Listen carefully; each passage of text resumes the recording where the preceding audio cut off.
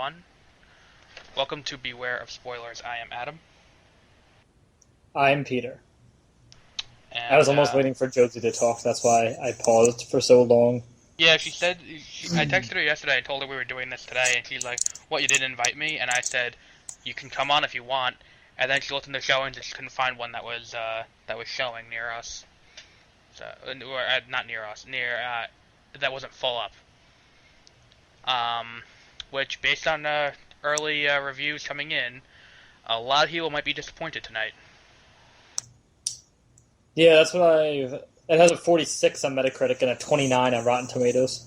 Still not as low as Batman v Superman on Rotten Tomatoes, which, I mean, But higher by 2% on Metacritic. I think, I'm gonna say this now. I don't know anything about this movie. I usually go into movies spoiled. I can't find a spoiler on this movie to spoil myself with. I don't know if that's good or bad. Mm-hmm. But I'm gonna say it now. This movie messed up with the marketing. And that number one, this movie should never have been made this early. And back when we did Batman v Superman, we never really addressed Suicide Squad, because at this point, with a foregone conclusion, this movie was coming out, and there was nothing that could be done that would fix the DC extended universe with this movie. Yeah, it would have been like after the first Iron Man movie, they're like, okay, now we're going to do Guardians of the Galaxy. Exactly. No. You can do Guardians of the Galaxy right after the first Iron Man movie, because the Guardians of the Galaxy aren't all established characters. Their origins all tied to each other. Mm-hmm. These are all characters who are unique that you are now going to introduce. Now, you're also going to make this movie into the Harley and Joker show, if you're going to, or at least that's how it's marketed to us, where it's like, so a good amount of this movie is going to be Harley and Joker origin, which, if what was said at Comic-Con is to be believed, Enchantress is the bad guy, so what's the point in having the Joker in this movie at all if he's not on the Suicide Squad? Apparently on the set, David Ayer fought the cast, fist fought with them. To get them into a better headspace. It's coming out more and more. This movie had a similar production style to Fantastic Four last August. I think even it's more weird because David Ayer was a good director. It seems like he made Fury. Yeah, he didn't rent a house to put his dogs in it and then abandon them in there. Yeah, I mean, but apparently, he hired CIA interrogators to torture them and stuff like that. I mean, I think part of the other thing, Jared Leto got way too into character. Yeah, he sent sex toys to Joel Kinnaman. Yeah, and used condoms. Because I saw something interesting about this. Heath Ledger also got into character, and between takes, he stayed the Joker. But once the day was over, he didn't continue pretending to be the Joker just as an excuse to be an asshole to his castmates. Like, okay, we get it. You want to be edgy and funny. Like, oh no, the role is cursed. But no. That wasn't what made Heath Ledger kill himself. A drug overdose what made Heath Ledger kill himself. Like, it's nothing to do with playing the character. It's all about, you using it to be an asshole at this point. And I think that might be part of the problem with this movie. Viola Davis said she wanted to pepper spray Jared Leto. I want to do that too. I've never even met the guy. He just comes off like a dick. But I think, I think it's going to be... I think that's the other thing. The marketing for this movie was too all over the place. Yeah, I really liked the first couple trailers, and then they kind of lost me.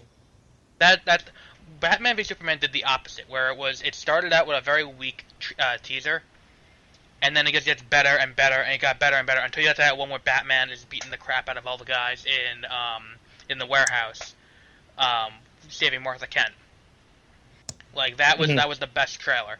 This one has gotten progressively worse with each trailer, which makes me think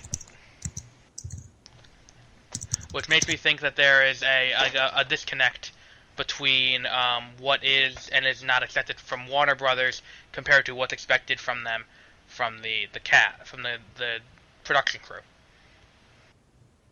If that makes sense. Yes, it does. Because if you look at the first trailer, it's a very dark movie. And it's like there's funny, but the Joker isn't always like a laugh riot funny. He's dark. He's a dark character. It's like funny because of how crazy it is. It's like in the Dark Knight when he stabs a guy in the face with a pencil. Exactly. I laughed at that part. Yeah, because it's a funny way and it's funnily executed. Like it seems like they're going more like Cesar Romero Joker, or even Jack Nicholson Joker. Yeah. Than than Heath Ledger, which is fine. I have no problem with them picking a different style to go with, and I think it might even be better. Like it's a better adaptation of the character from the comics to go with that style of Joker. But then when they started promoting it more and more, and it's like that first trailer should have been as much Joker as we got in the entire movie. Where you don't see him for the entire trailer, and then he's there at the very end. The Comic-Con trailer that leaked. Yeah. That should have been what it is, but not every trailer having more and more Joker. And then this movie apparently doesn't have very much of him at all. Apparently, someone compared it to Sucker Punch, which is that's a pretty big insult. Yep. I'm reading Variety because I usually Variety usually is correct. Goes exactly with what I feel. So I'm reading Variety's review of Suicide Squad. Mm-hmm. And what's it called? But they think it's going to still be one of the biggest hits of the summer. Well, that's not that hard. Mm-hmm.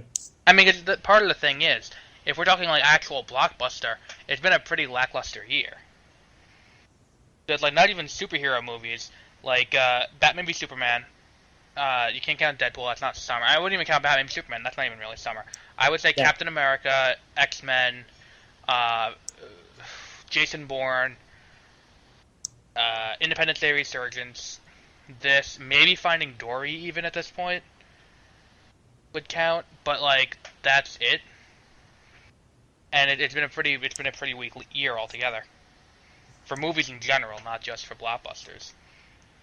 Because if it's a bad year when you have in your in top movies of the year, are hands down 2 animated movies. Which is not to disparage animation. I think we've said this verbatim on the last episode. It's not to disparage animation as a medium, but animated children's movies tend not to be considered the best ones of the year. Overall. That's why they have their own category in the Oscars. It's because they're good for their place, not good compared to everything else. And even for the rest of the year, there isn't anything that really stands out as this is going to be something that's going to be a serious Oscar contender. Apparently, Variety also said, there's no way this is an Oscar contender. Yeah. Variety said Jared Leto's Joker is good, but apparently he's not. They made it seem like he was in the movie a lot more than he actually is. Yeah, that's what's it called? I read on one of the reviews that he has about 7 minutes of screen time. That's what it's. This review said we don't know why he was there. Yeah, and I think they what's it called? I think the problem with this movie is going to fundamentally come down to the same thing, the same problem I think with Batman v Superman. And it's not Marvel, is why I got so many bad reviews. But not Marvel paying off. First of all, let's address that, because there's a bit of People saying that again. Yeah, that Marvel is... I saw someone on Reddit made a pretty concrete point. This is on the DC Extended Universe subreddit. And they made a pretty decent point about it. And they said, why would Disney want to sink DC movies? What would they get out of that? Because all you'll do is pollute the genre, because people can't even differentiate the difference between Marvel from Iron Man and Marvel from Fantastic Four. Uh-huh. And I don't think the average person goes and says, oh, well, this is DC, this is different. I think the average person goes and says, this is a superhero movie, and then they might skip the next one if this one isn't good. Yeah. I was also reading the Flash's cameo is apparently they call it a blink and you miss it cameo. Yeah, because apparently in the beginning they're rounding up all the villains. That's the big intro to all the villains, the Guardians of the Galaxy when they're in the prison and they're showing like this Star-Lord and all that. It's the same thing as they show everyone getting captured in the beginning. I like that. That's a good way to show the case their powers and to get him in prison at least. So like Captain Boomerang gets thrown into prison by a red blur. Oh, okay. So that's the big intro for and exit for the Flash. I kind of like that they made it because it's tough with a character named Captain Boomerang to try to make him look cool at all. Yeah. So I'm happy that they made him like a crazy drunk person. Yeah. But what I was saying with where it's not Marvel, here's my thought on the whole difference between Marvel and DC at this point. DC is trying to jump in and do what Marvel has done well for the past almost 10 years at this point, and that's build up a universe. The difference is, when you first started out the Marvel Cinematic Universe, the movies were very loosely connected. Yeah, exactly. Like, Iron Man and Iron Man 2 were connected as direct sequels, obviously. Then, Iron Man has the S.H.I.E.L.D. reference, and then Nick Fury shows up. Incredible Hulk has a cameo by Tony Stark at the very end. And it also has, in the beginning of the movie, when they're showing the montage of how the Hulk got his powers, all the technology is Stark Enterprises. Then, like, Thor has almost no reference except for Phil Coulson shows up. And then Captain America's S.H.I.E.L.D. shows up in Iron Man 2. And then shows up again in Captain America. Then it all comes together. It's more like they earned the cinematic universe thing by intricately building it. This one seems like, let's just throw everything at it, see what sticks, and then we'll try and go from there. Yeah, I think DC's problem is they're too influenced by Marvel, and they're trying to like do what Marvel did in like 10 years in 3 movies, and they can't. They just need to do it on their own and not try to like connect everything all at once and as fast as they can. I think they're influenced by the overall plan, but they're not influenced enough because they're not quite executing it right. Because there is a way to do it. And the thing is, if I can figure it out, and I have no experience in either the movie-making business or the comics industry, I mean, if you look at... if they're using the comics as a well of characters and IPs, but they're not using it... What? No, I'm agreeing with you. I said, They're using it for that, but they're not using it as a well of how you should also run it. Because you didn't have Superman and then Justice League, and then we'll just introduce everyone later. You introduced all the characters in solo comics, and then they all came together, the same way the Avengers did that in the comics too. And that's what the big problem here is it doesn't feel earned that the characters have all come together now, at this point. Especially for Batman's villains, now for Suicide Squad. Yeah, do you know what's... If people really want to talk about why critics are stupid, they should just use the DC movies. Because like on Rotten Tomatoes, the Man of Steel has a 55%. And Batman v Superman is definitely a better movie than Man of Steel. I don't know. I think Man of Steel I had to come around to like. And it required me to have a new school of thought about the genre for me to like. Batman v Superman I outright liked. Yeah, exactly. And that only has a 20-something. Like, just use those 2 movies as a comparison, and you can see, not that critics are corrupt, but just, they a lot of times they're full of themselves and have no idea what they're talking about. I think what the thing is the frame is created by the critics.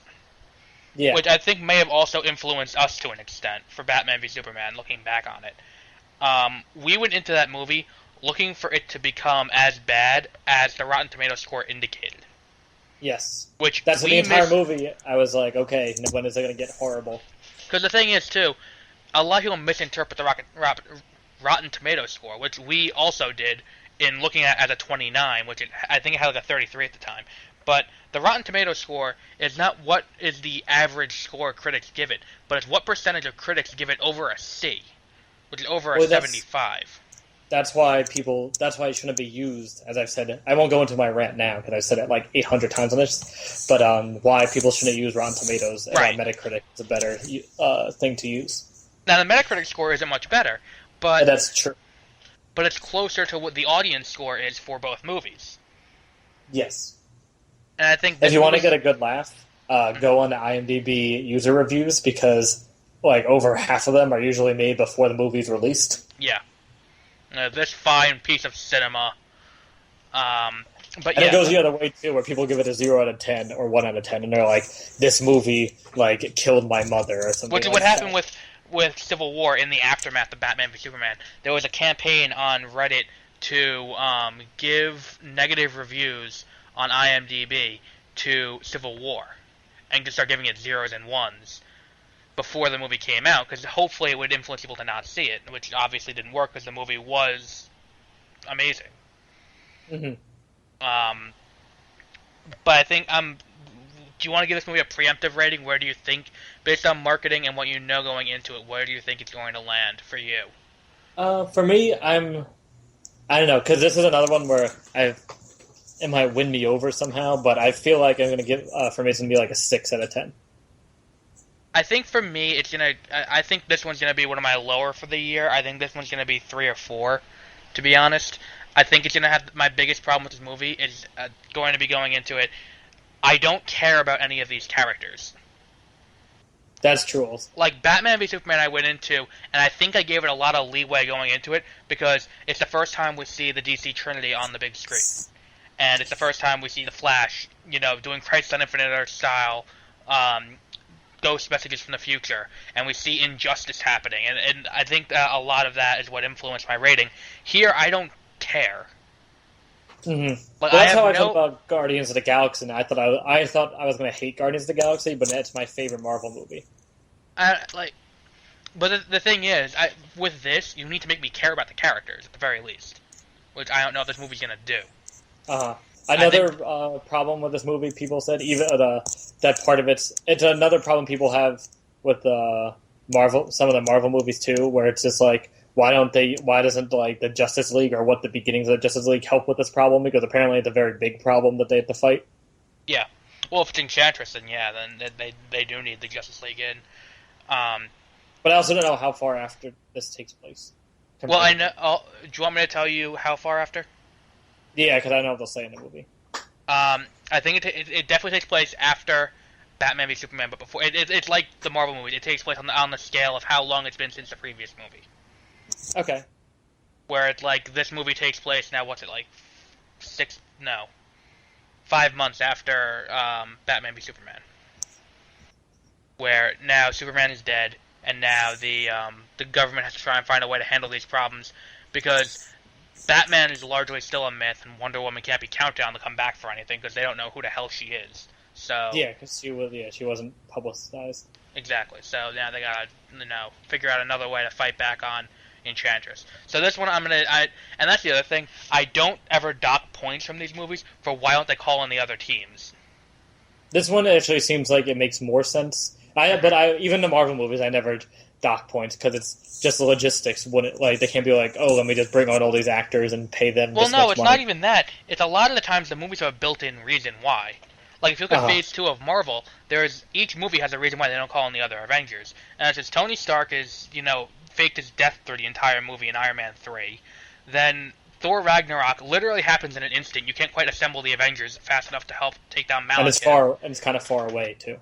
The only Except one for that doesn't have at the end. exactly the only one that you really doesn't have a valid reason for why they don't at least call in Stark is the Winter Soldier. Guardians of the Galaxy is taking place in space, and then Ant-Man has the big problem of they don't trust the Avengers. Period. Yeah, they say like Michael Douglas like grumbles about Tony Stark all the time. Exactly. So like, and even like what's it called? And there is an Avenger who shows up to help Steve in the Winter Soldier. So, like, but yeah, I'm not gonna take I don't want to take off points for that. So going into this, we'll be seeing it in a few hours. Actually, we're doing this a little bit earlier, so we don't have to worry about it. But we'll be back shortly for you to tell you how we thought this cinematic abortion, according to the critics, was. So we'll be back then. Okay, now we're back. We're back, bitches. Yep. Back in black. Well, yeah, I mean, to an extent. So we're gonna do what we do for what's it called? For other major releases, where we do a quick non-spoiler one, and then we do a full spoiler. So overall thoughts. What did you have on this movie? Once again, I liked it more than I thought I was going to. Yeah, I don't know. I felt like I was expecting it to be a lot worse, but it Yeah. still wasn't. For me, it still wasn't great. Because, like I said, going into it, I don't care about any of these characters. That's what I liked how they did. They had like certain characters that were more important than the rest, so you got more background. So I like that. I like that they made Harley Quinn like an actual person and not just like a caricature of like the second Joker. Hmm. Um, I liked Deadshot. I think the soldier guy. I know Rick he's Flag, Clint Eastwood's son. Scott I Eastwood. I I think he is the physical embodiment of white trash. Yeah. Like no matter what he does the rest of his life, like it doesn't not just in this movie. I think no matter like he just looks like white trash. I mean, yeah, that's not an unfair assessment of him. He I didn't take away from the movie. That just something I no, noticed when I saw him just and when he just a speaks. subtle point on his behalf. I don't know. For me, a lot of the CG was a little bit less than up to par, to put it Yeah, I did diplomatically. see that. I think it's Um, because they had to do so much CG. That's well, yeah. I know, but still, like, I mean, like, the Avengers had to do a lot of CG too, plus juggle a huge cast. There was really no reason why this needed to look this not great. Don't get me wrong. Yeah, I I'm agree not some- saying the Avengers look great either. The Avengers no, just no, did no. That's not it. age well. But like this, in its time, the Avengers looks good. This doesn't look good even in its time. Yeah, there were certain scenes that I was like, that's okay. Like there are scenes where like certain things going on in fights look like they're happening on an entirely different plane of existence from where the characters are. I noticed that with the part with the minigun. Yeah, and like That. there was a few other like when with the what's it called, which looks down, she sees the vats of acid. Mm-hmm. Like that was another very poorly shot scene. So, do you have? Hmm. I like the Joker. I like Jared Leto's Joker. I did like Jared Leto's Joker. Yeah, I liked it a lot more than I thought I was going to. I like that they set it up where he's like um, more of a gangster and in it for the money and glamour. Yeah, Like and that's not just those like are some of it. Not Leto. Heath Ledger's. Ledger. Yeah. So it's he defined what that Joker is, Yeah, where it's like he is crazy and chaos, but he loves like the personal value. And this is right. one of the Jokers that likes Harley Quinn a lot more, even though he was willing to sacrifice her at one part. There were a lot of times where the relationship between the Joker and Harley Quinn was a little bit off. Like for me, it felt like what's it called? Like they wanted to push it to look like a healthy relationship, but at the same time, you really can't do that with these two characters because it's not at all a healthy relationship. I liked it because it just shows how they can just do whatever they want, and it's really because they're just both crazy. But And one of then- them is so loyal to the other one. True. And then there was one other big the pacing and the editing in this movie. People had a problem with Batman v Superman's like pacing and editing. That movie flowed pretty well. This movie has abrupt stops to it. I never have a problem. I don't know. It didn't take me out of it. Like sometimes I forget what movie it is. It's not a superhero movie, but there's literally like a commercial cut in it, like in the middle of the movie, and it like just cuts to black for a couple seconds and then goes to a different scene. Like it didn't do Movie that. 43. No, it wasn't. Like it was not a sketch movie. It was like an actual movie. Movie 43 wasn't that bad either. We should review that at some point. It's just a dumb movie. Like for me, it was what I expected it to be. Like Exactly. it would be like going into seeing any of those like scary movie or epic movie and expecting gold. Yeah. But this movie, like I liked how they did all the backgrounds. I did like the beginning. I liked the soundtrack of this movie. It was a really good soundtrack. The soundtrack had a little bit of a problem for me. It felt like they were. I mean, look, it's obvious you can draw a parallel between this and Guardians of the Galaxy because this is supposed to be their answer to Guardians of the Galaxy, where you have a bunch of characters that really don't warrant their own movie, but you still want to do something with them, so you throw them into this. So they also tried to do the soundtrack, but the soundtrack tracks were released early, so people could see what it was. which creates an expectation. They kind of just like blew their load with the music really early on, Mm-hmm. and they really front. That was another thing. There's a lot of front loading in this movie. The movie starts with an info dump. I mean, it's reasonably entertaining info dump. Then it's like they dump all the music, except for like 4 or 5 songs that they save for like sprinkling in toward the end of the movie, and you can tell where the reshots are toward the end. I still liked all the music. I didn't notice that. I also noticed that there's a theme from Batman v Superman that they play every once in a while throughout the movie. I didn't notice that. The song from the beginning of during the funeral. They play that a couple times, but different variations of it. But yeah. So for the non-spoiler part, what would you give this movie? I think I'm bumping my predicted score up to a 7 out of 10. I'm gonna say 5. I was not impressed. I went in. I enjoyed the movie all the way through, so that's why I gave it a 7. Okay, so let's from here on we'll be spoiling the movie, and so from here on, spoilers. So you did not stay for the post-credit scene.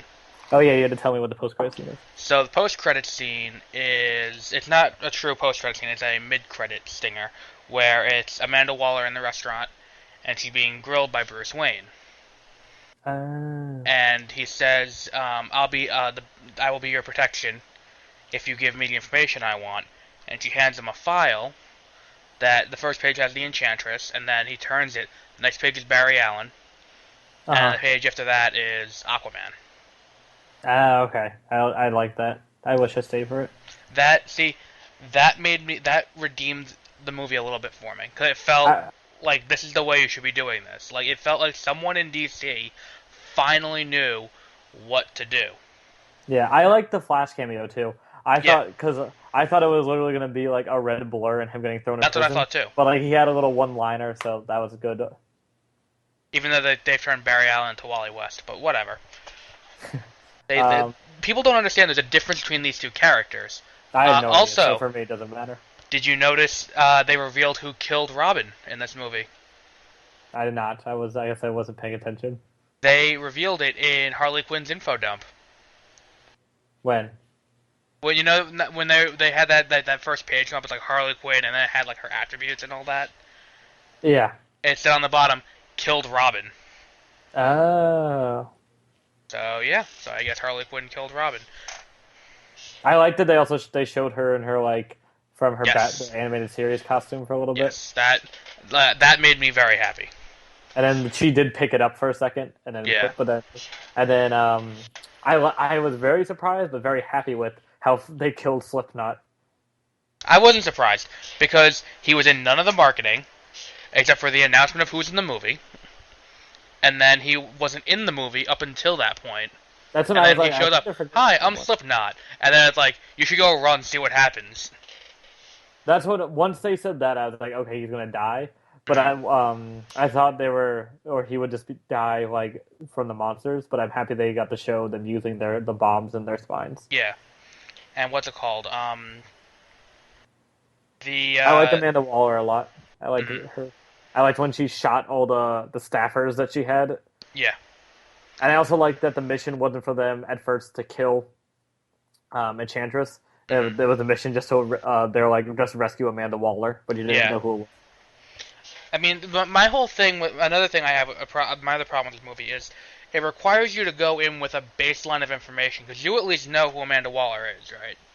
Yeah. Going into this movie, you knew about her role in it, partially from me telling you from Arrow, and like also from other things, you knew what Amanda Waller was to the DC universe. My sister, who was sitting next to me through the entire movie, needed me to explain it to her. I don't know, because everyone saw it and she didn't need it. Like, she understood it was just like she was just a government agent. But I think they do enough to show that she's just like at first they just show she's a ruthless government agent that's going to use the metahumans. Mm-hmm. And the Superman speech in context does make a lot more sense. Where they're like, what if Superman just decided to be evil? And then would be like no stopping him. I also liked they did something that definitely what America would do is that instead of calling them superheroes if they're bad guys, they just automatically label them terrorists. Yes. I think what was the other thing? The opening scene. It seemed to me like they shot the opening scene. They showed it in the first trailer, like her in the restaurant. Yeah. Then they shot the scene in the government building and liked both. So there's some dialogue that repeats itself there. Okay. It's like when you watch It's like when you watch the Ultimate Edition of A New Hope, and you watch the scene with Greedo, and then you watch the scene with Jabba. I was going to say that my example too. Like it reeks of this was a deleted scene that they put back in, but they couldn't completely cut out that one scene because it would have been bad because they've had that in since the Comic-Con trailer. Yeah. Also, not enough Joker. I was fine. I thought it was going to be less Joker, actually, so I was kind of okay with that. I think there could have been more with him, like... But it's not like they can kill the Joker or, like, capture him and walk around with him, so they couldn't, like, have him just, like, keep attacking them randomly, but then everyone just get away safely. See, here, I think I said this on when we did 30-minute reviews, I said this. What the ideal way to do this movie is have Amanda Waller round up the Suicide Squad and they go after whatever the target is. Meanwhile, while they're going after the target, the Joker is trying to free Harley, which is what's happening in this movie. He's trying to free Harley, but through the entire movie, he's also fighting the government. And then on top of it, you also have Batman fighting the Suicide Squad, because all he knows is there's a bunch of criminals that escaped from prison, and they're running amok in the city. Which would have been a more interesting movie. And again, I go back to what I said before, this should not have been the third movie into the cinematic universe. Yeah, definitely. Because you have to do too much legwork. This should have been a movie that comes out after the second Batman movie, where the first one has the Joker, the second one has a subplot in it where the Joker meets Harley and Quinzel in jail, and then you do this movie. That you can't just. This is not a movie you jump into. Yeah. I really liked Captain Boomerang. I thought he was funny. Yes. Jai Courtney was good in this. This is like the first movie anyone will ever say Jai Courtney was good in it. Yeah, exactly. The movie was very Hunger Games-esque, if you'll agree on that. Or at least Mockingjay Part 2-esque, where it's they gather up they spend a lot of time doing like diplomatic stuff, and then they go into the city, and then it's just them walking through the city for the entire rest of the movie. No, at least, but they're fighting things in the city. At least it's not like in Hunger Games where they walk into the city and go into the first trap, and then they just kind of walk through every trap easily. Yeah, this at least they had different fightings, which was cool. I thought the up close fights with those zombie things looked pretty good, but it was some of the other fights with the CGI that did not look good. Yeah. Which I see now why they decided not to go with Killer Croc. Not Killer Croc, King Shark. Mm-hmm. Who they replaced with Killer Croc, because Killer Croc can do it entirely practical effects. You can't that looked good too. I like that. Yeah. And now I see why. If they had to put the special effects in to do King Shark through the entire movie, that would not have been a good choice. Yeah. For anyone. And it would have been pretty gruesome too with him fighting people. Apart. I don't know. They did it pretty well in The Flash. Oh, okay. So yeah, but regardless, this movie is not doing well, and we already said how we rated the movie. Is there any other final thoughts before we move on to what this means going forward? I'm trying to think.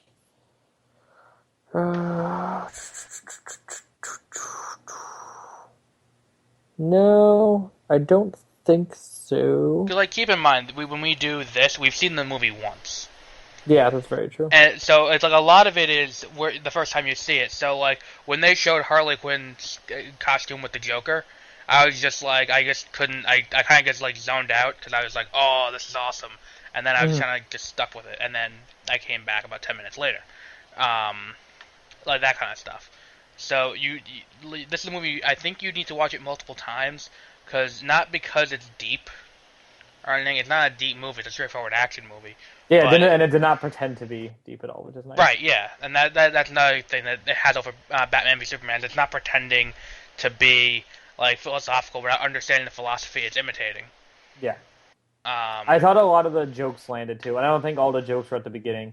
I no, think, they were pretty. They weren't evenly spread out, but it was like even amount in the beginning and at the end. and they had a good down times where it was actual like a serious moments where they Yes. had to choose for themselves. But at one part, at the part when he smashed when the device that would like blow all of them up. I was Uh-huh. like, what if they all just die from that? Like he smashes it and they all just blow up. I didn't. Oh, one more thing. I did not think Enchantress or her motivations were well developed. Because if people take off points for Malekith, we're taking off points for Enchantress. Oh yeah, when it was she was just like they're mean to us or like Yeah. they don't like machines, so I'll give them a machine or something. No, like they that. praise machines, so I'll give them Oh, a yeah. machine that kills them. But like, this is a less developed villain than Malekith. Like, let's put that into perspective. Like, at least Malekith, we knew why he wanted to destroy everything.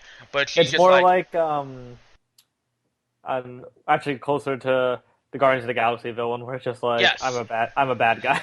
yeah, like I am the antagonistic force. Fear me. And the ending, and it was also very. Actually, you know what? I'm gonna say it. Doctor Doom in Fantastic Four.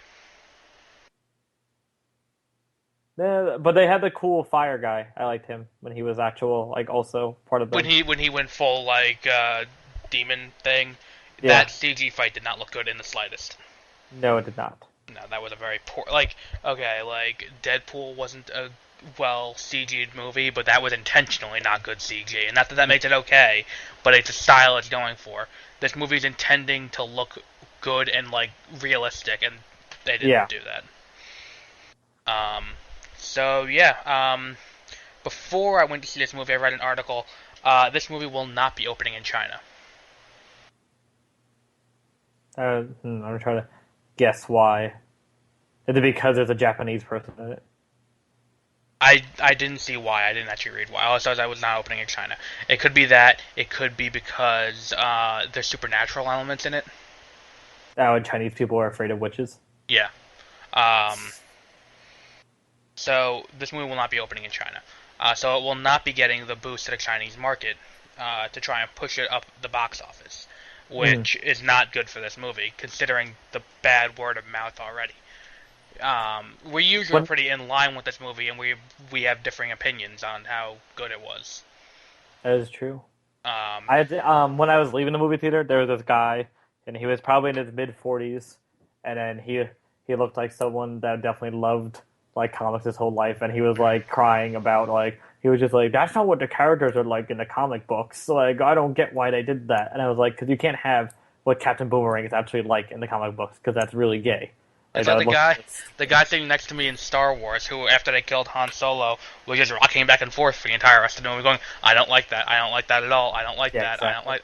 Or that one guy in Age of Ultron who was like, "They're making more of these." Like, yeah, actually, they're making an entire Oh my, lot yeah, of them. that was exactly that was that guy. Yeah. So now, DC Comics, DC Entertainment has to retool itself again. That's I think they're getting closer, so it's like a step in the right direction. they're getting closer, but they're still not quite there. And then even when they're there, it's still going to be an uphill battle. Right. I think what they need to do first and foremost is completely retool their schedule they have right now. I tested you a few of these ideas, and I think we'll go over them again. 'Cause I think these are some pretty good ideas on how they should do it. First off, get rid of Zack Snyder, Yeah, because his fingerprints were all over this movie. And you know, can keep him as a symbolic executive producer, like what they do with Jon Favreau. Exactly. But no, I think even Jon Favreau has more say in Marvel than he should ever have in DC. Mm-hmm. But get rid of him. And I've said it before, and I will say it again. Coalition, people owning it. You need someone from Warner Brothers, Greg Berlanti, and you need what's his name? Ben Affleck. Ben Affleck, yes, and then there's one other guy, Jeff Johns. They are running this now. Yeah. So currently you have up on the release slate, you can't really do anything with Wonder Woman or Justice League. Aquaman and Flash you got to keep in. you cancel Justice League Part 2. Like, you outright get rid of it. Like, you remove it from the slate. In its spot, you do the Batman movie. Yeah, because that will, no matter what, that will bring in a lot of people. Exactly. You get rid of Cyborg. You put Cyborg as a supporting character in the Flash movie, and you also introduce Wally West in that. You make Titans into... you make Cyborg into Titans, and that happens. You get rid of Shazam, you make a Booster Gold. Or Martian Manhunter. Or Supergirl. Or I don't really care what else, but not Shazam, because that's not going to translate well to the big screen.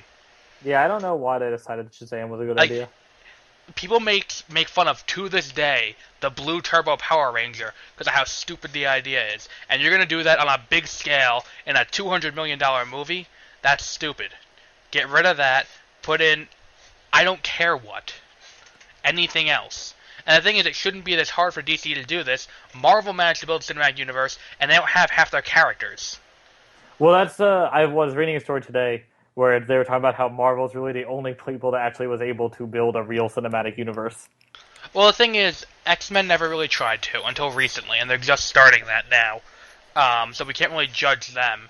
And there hasn't been another example except for DC, and DC's rushing into it to try and play catch-up. Yeah, they should just ignore Marvel and just do it because even if they did it very slowly, they would still and did it well. They would get as money, like just as big numbers. Exactly. Like if you had and you know what would have solved a lot of problems if you just made the Christopher Nolan Batman movies in line with the current series. Yeah, but then they can't do the Joker, or they they can. Could, but they just ignored. Yeah. No, because the Joker wasn't killed at the end of the Dark Knight. Yeah, they just ignore. They just don't talk about him. Well, no, you don't even need to do that because if he was put into Arkham, well, that's what I'm saying. I just because they don't. He goes into Arkham or wherever. They exactly.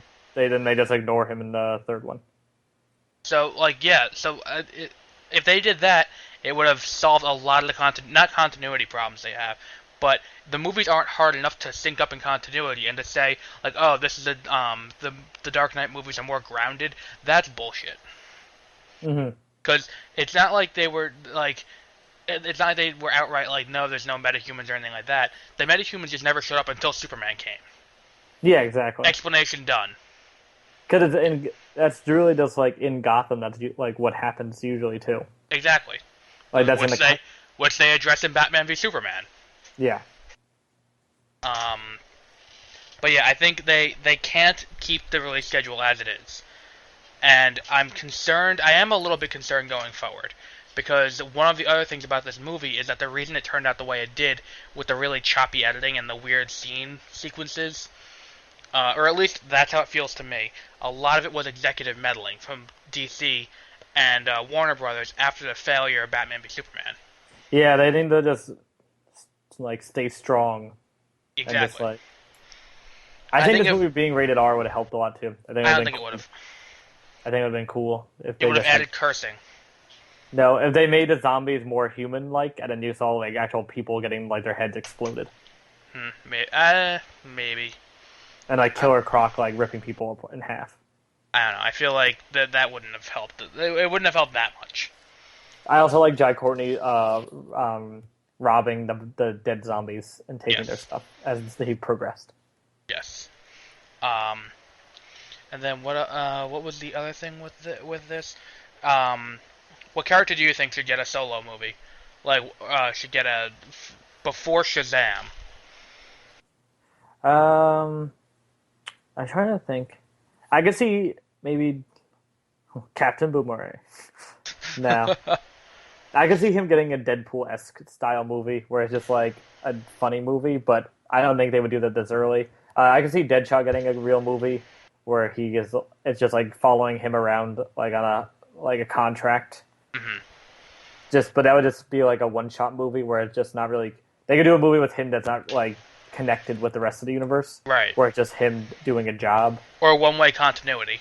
Yeah, so I think that would be a good idea with him because his action scenes are really cool. Like with that when he stands on the car and like shoots like 20 of the things at once. Yeah. I guess the fire guy is dead now. Yeah. That's what I got from that part. Yeah, he's dead, I think. What's it called? I think there's a lot of people who want to do Birds of Prey, but they want to do Birds of Prey with Batgirl, Poison Ivy, and Harley Quinn. I disagree. I don't know what that one is. Birds of Prey is. I think they should do the actual Birds of Prey with Batgirl, Black Canary, and Huntress. That they all fight each other? No. Birds of Prey. It's like a small team. It's all female superheroes, but more recently it includes Harley Quinn and Poison Ivy, because DC's been shoving Harley Quinn into any comic they can find. But yeah, so that is. I think that's really all we can say on this, because it's like DC's made so many missteps. They also Wonder Woman has logo. Again, yeah, they'll have to change it again after this. I like their old logo better with like the circle. No, the one where it's like hiding behind it. The C and D are like hiding behind each other. Oh yeah. So yeah, if Wonder Woman isn't good, then they're in serious trouble. I feel like they panic right before all their movies come out and try to change them way too much. Yeah. And it is very noticeable. So they need to just stick with one idea and not let Zack Snyder shit all over it. Don't say you're filmmaker driven and then rip apart the filmmaker's vision at the last second. Because if the test screenings were as good for Suicide Squad as they thought they were, and I think the other thing is, this movie is not a crowd pleaser either. Mm-hmm. Like, it's not like it's an action movie, but it's not like Die Hard, where I have never met a person who is in. I mean, granted, my mom doesn't like Die Hard, but I've never met a person who was into action movies who didn't like Die Hard. Yeah, exactly. Like, I've never met a person who's into superhero movies who didn't like The Winter Soldier. Mm-hmm. But you have to make a crowd-pleasing movie. You're going to make a $200 million blockbuster. And that's where they're fundamentally falling apart here. Like, as a brand, they're missing the point on that. So, yeah. So, we said last time we did this, that we were going to do our, like, mid-year, what were the movies we liked so far. Like, we're going to give them a list. Then we had technical issues, so we decided not to do that. So we're going to do that today, after seeing Suicide Squad. So let's see what movies we have. We're only going to be doing movies from 2016, or movies that we've seen in 2016. So The Revenant will count toward it, because The Revenant did come out before. Was there a movie that was C and A? Captain America? Okay. Yes, that's it. I found my list, and I forgot what that one was. Okay, so, do you want to alternate? Like, going up the list? No, you can do all of yours first, and then I want to make sure I have all of mine. Okay, so, I'm going to say the worst so far. I'm going to be honest, I'm going to say Batman v Superman was the worst so far. And that's just because I feel like it didn't quite live up to any hype, except for one or two cool moments. There's a lot of movies you gotta slog through to get to that point, where it's cool. Then the next one, I would say X-Men Apocalypse. Oh, wait, yeah, X-Men Apocalypse. I didn't write down I had my list written down. I don't remember where I put it though. So, X-Men Apocalypse, just another letdown of all kinds. Then Star Trek Beyond, because we didn't really get a chance to talk about it last week, but that movie felt like they were, what's what I'm looking for? Like they had every opportunity to make this movie the way it should have been, and any opportunity they did, they just kind of misstepped and then took it a step too far, and it felt weird and off. Then I'm going to say The Revenant, because for a similar reason to Batman v Superman, there's a lot of movie where there's just nothing happening in this movie, and it just gets very boring very fast. But the ending is really good, and it's one of the best movies for cinematography, I would say, of the year. Then I'll say Sing Street, because as they said it on Movie Fight, it's an indie movie with a really good soundtrack. Mm-hmm. Like, it's a generic indie plot with a very good soundtrack. Then Next, number 3 on the list would be Deadpool. Because it's good the first time you watch it, and maybe the second and third time you watch it, because the jokes are still like you still miss something and get it again the next time. But then it just becomes very immature, very fast. Yeah. And it just, okay, we get it. You're rated R. Like, okay, move on. Number 2, Independence Day Resurgence. I don't think I talked up this movie nearly enough for how amazing it was, because I don't know why people hated this movie as much as it was hated. Because yeah, I definitely agree. If you went into this movie expecting to see a standard, what's it called, like a B sci-fi movie, then you will be very happy. If you go into it expecting, I don't know what you would expect going into this, because Independence Day is not a great movie either. And then number 1, obviously, Captain America: Civil War.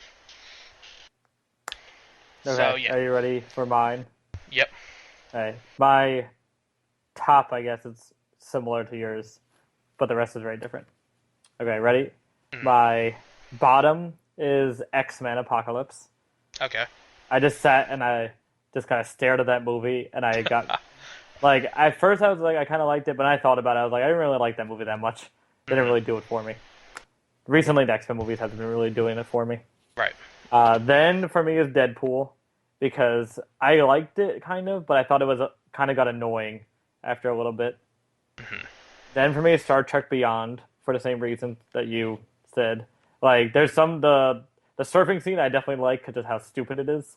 Mm-hmm. But the rest of it, I like. It's in a movie where I was like, okay, that was enjoyable, but I don't think I'll watch it again.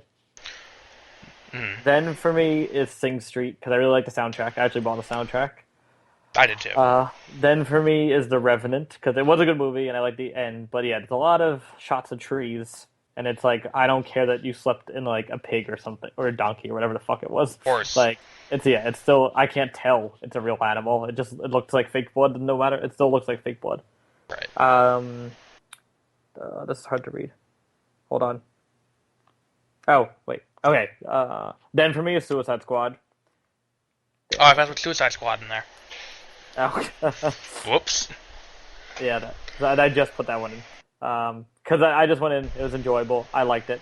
Then for me is Batman v Superman, because I still like Batman v Superman. There's something about it I like a lot. Then for me is Captain America, because that was really good. Like, it was just it was real. Most of the movie I just enjoyed a lot. I didn't feel like how long it was. Like Batman v Superman at the end, I was like, oh my god. Yeah. Finish the movie. This movie, I was like, the ending, I was like, here we go. Like, I want more. Right. Fine. Then my number 2 is Independence Day Resurgence, also. And then my number 1 is Finding Dory. Yeah. Finding Dory, it was amazing. Like, the jokes in that movie were hilarious. Like, the jokes in that movie were better and smarter than Deadpool, which is a PG children's movie versus a rated R adult movie. And well, I think a lot of the appeal with Deadpool was just like, oh my god, they're actually doing this. Yeah, that's also true. Even though it's a sequel, it's very original. It's one of the best sequels I think ever, just because of how, compared to the first one, how original it is. And They don't it's to see the first one is good. Like, I didn't watch the first one again before I saw this one, and there was no I don't think there was any inside jokes I missed, because they're just very upfront and about in the beginning, getting rid of stuff you like from the first one, and then they're like, this is our movie for the rest of the movie. Yeah. Like, we're not just doing a rehash, like all through The Hangovers, where let's just substitute in other parts for this. Or let's just change the character this happens to. Yeah, the Finding Dory was really good all around, and like, it had good emotion in it too, like with dealing with Dory's parents and like her abandonment and her memory loss. And then my favorite character was the beluga whale. He's the best. Oh, that the one voiced by Phil Dunphy? Yeah. And then there's the grandfather from Modern Family is also in it. He plays an octopus named Hank, I think. Yeah. I would put Suicide Squad for me between, I had X-Men Apocalypse and then whatever I had right before that.